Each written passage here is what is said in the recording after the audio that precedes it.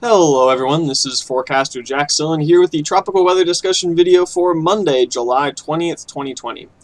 We actually have a fair bit to talk about today, which is an interesting departure from the relative quiet of recent weeks. There are three disturbances that we'll be covering today, along with, of course, our usual look into the medium and longer term portions of the forecast. So let's get started here with the disturbance that is closest to the U.S. mainland at the moment. This is located just southeast of Houston in Galveston, Texas.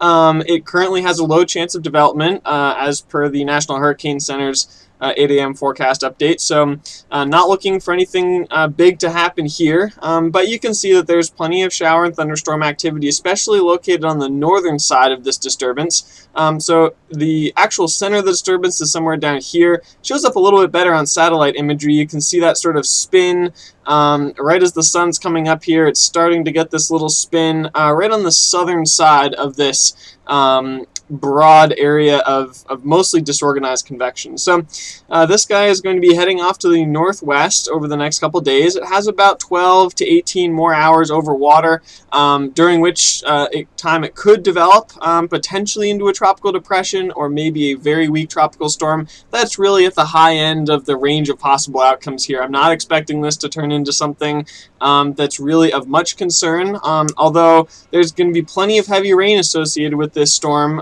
regardless of whether it gets a name or formal designation or not. So even if this remains a disorganized tropical disturbance with no formal name or designation, which again is the most likely scenario here, it will pose a flash flooding heavy rain threat as it moves northwest into the Houston-Galveston area. So several inches of rain expected with this, localized higher amounts where these thunderstorms set up and linger for an extended period of time. So that's something to keep an eye on if you live sort of anywhere between central Louisiana here, getting some thunderstorm activity this morning, and central parts of the Texas coastline. This is the next disturbance. Probably this is the one that has the best chance of some more impactful weather as far as we're concerned here in the U.S. Again, not expecting anything huge from this. This is not a candidate to become a major hurricane or anything like that. There's this tropical wave that's located here north of Cuba, and you can see it's producing some shower and thunderstorm activity this morning. There's actually a fair amount of thunderstorm activity associated with this. I'm fairly impressed with what I'm seeing here on satellite imagery, but if we look at wind direction observations, we can see that there's some circulation associated with this, right? We have the prevailing easterly trade winds coming in here, and then you can see they sort of bend around to the north, northeast, and then north, northwest here in central Cuba. So, but there's no westerly wind here. This, if there were a closed center of circulation, right, a closed counterclockwise spin here in the low levels, this station should be reporting a southwesterly wind. These guys should be reporting southwesterly winds, and we're not seeing that. So this remains an open wave at the moment. We'll be watching to see if this system is able to develop a closed center of circulation. If that were to occur, my guess is that it would be after this disturbance enters the Gulf of Mexico, and that would be in a couple of days' time. As we can see here, ECMWF guidance is fairly bullish on this developing into at least a tropical depression as it moves into the central and western Gulf of Mexico later in the week. A few of the ensemble members take this up to tropical storm strength, but nothing beyond that. So I think at the higher end of the range of possible outcomes, we have a weak to mid-grade tropical storm approaching the Texas coastline later in the week. Again, not convinced that this is actually going to become a tropical storm. I think the most likely outcome is a strong tropical disturbance or tropical depression. So again, we're really not thinking about strong winds with these storms, but they will be prolific rain producers, and especially if this system takes a track closer to Houston, Galveston, as opposed to down here in Corpus Christi, Brownsville area, it would be passing over this swath of the southeastern Texas coastline that's receiving heavy rain already this morning from this disturbance. So that would elevate the flood threat a little bit, but thankfully these waves are expected to sort of keep on moving here. So nothing, not expecting any stalling out of this system or days and days of heavy rain. So thankfully we should avoid catastrophic flooding, not expecting anything like that here. But we could see some of the lower lying areas see the sort of minor to moderate flooding that typically occurs in weak systems like this. Here's a look at the environment for this system. So you can see that the ECMWF model is not currently forecasting this to develop into a tropical depression or tropical storm. That would require a closed isobar or closed center of circulation. We're not seeing that here. But here's that little wave axis with its shower and thunderstorm activity. This is Friday morning, so this is going to be a Friday event here on the Texas coastline. Not again expecting anything too strong. The environment, as far as is this going to be able to organize, right? The environment's fairly favorable. You can see that the storm will be dealing with a little bit of west-northwesterly shear here on Tuesday and Wednesday, but as the storm moves closer to the central Gulf of Mexico, you can see that it's going to be sitting under this area of clockwise rotation aloft. And it's going to be away from all that shear. And what this clockwise rotation aloft does is it helps to vent the storm, right? So we have all this air bubbling up from the lower levels of the atmosphere. It's coming up in these thunderstorm updrafts. It's collecting near the top of the atmosphere, and it can't all just sit there, right? So one option it has is to go back down, right? And that would kill off the thunderstorm updrafts. That would not be good for our developing system.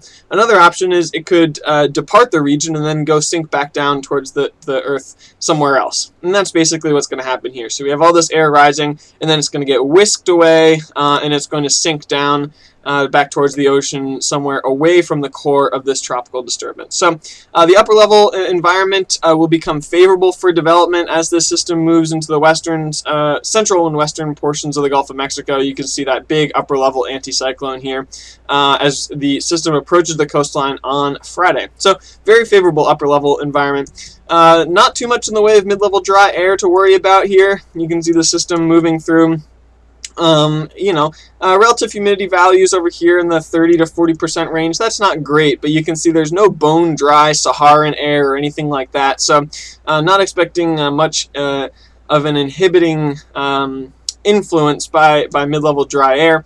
The other thing, of course, to keep an eye on is sea surface temperatures, and in the Gulf of Mexico this time of year, that's never something we have to worry about. So the ocean is going to be plenty warm for development here. And with all that in mind, I think that the odds are fairly strong that this develops at least into a tropical depression or weak tropical storm. Again, not convinced it gets much stronger than that before it moves onshore on Friday, but we'll see. We'll keep an eye on this system. This is one to watch a little bit more closely because it has the potential to develop into a little bit of a stronger system.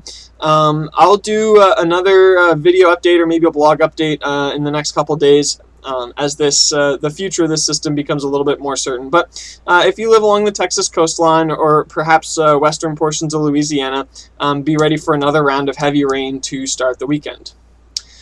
The final system to keep an eye on is way out here in the middle of the Atlantic. This is several hundred miles east of the Lesser Antilles.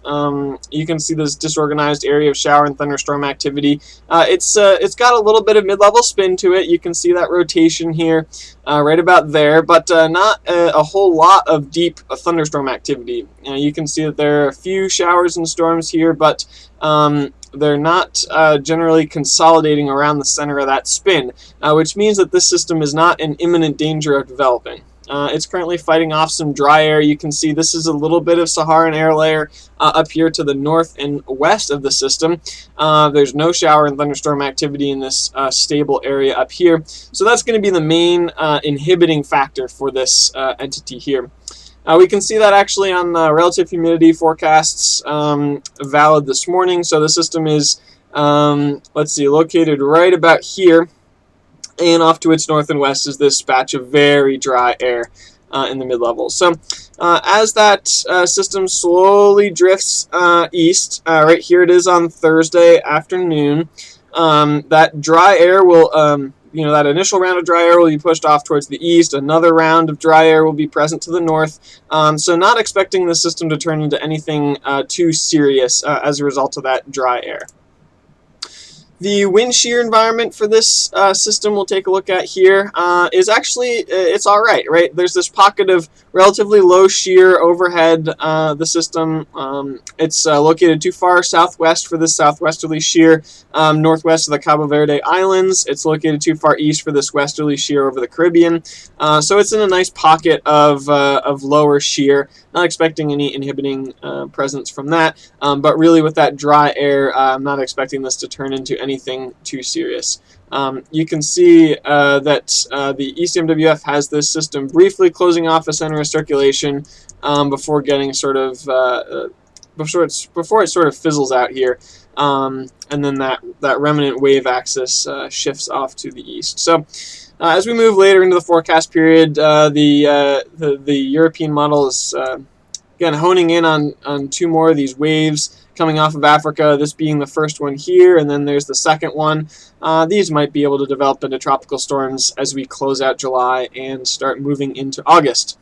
Climatology starting to move a little bit more towards becoming favorable for tropical cyclone development down here in the deep tropics. But again, really we wait until mid-August usually before we worry about these the storms that will form deep in the tropics and then could run for 7 to 10 to 14 days before they threaten the U.S. Mainland. So not expecting anything really to worry about here. We'll keep a half an eye out, of course, as we always do, in case one of these systems is able to develop once it gets farther west. But as far as impacts to the U.S. go, we're really focused on these sort of minor to moderate storms that are developing closer to home, at least until we get into mid-August.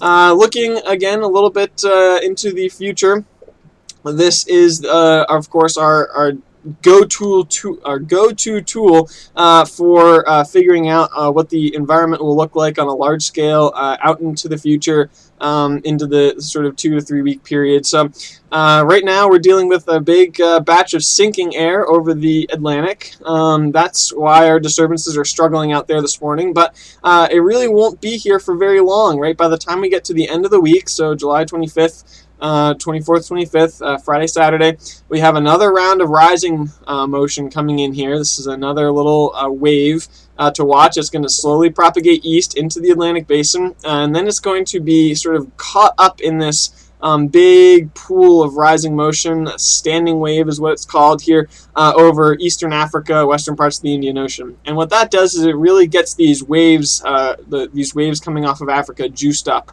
And then when they move west, they enter this zone of lower shear, right? So once we're, this is the area that's favorable for waves to develop, right, under that core of upward motion. And then right to the west of that, right, between this upward motion and this downward motion, that's where the shear is lowest, right? So you can sort of follow this white line and say that's where the shear is going to be abnormally low.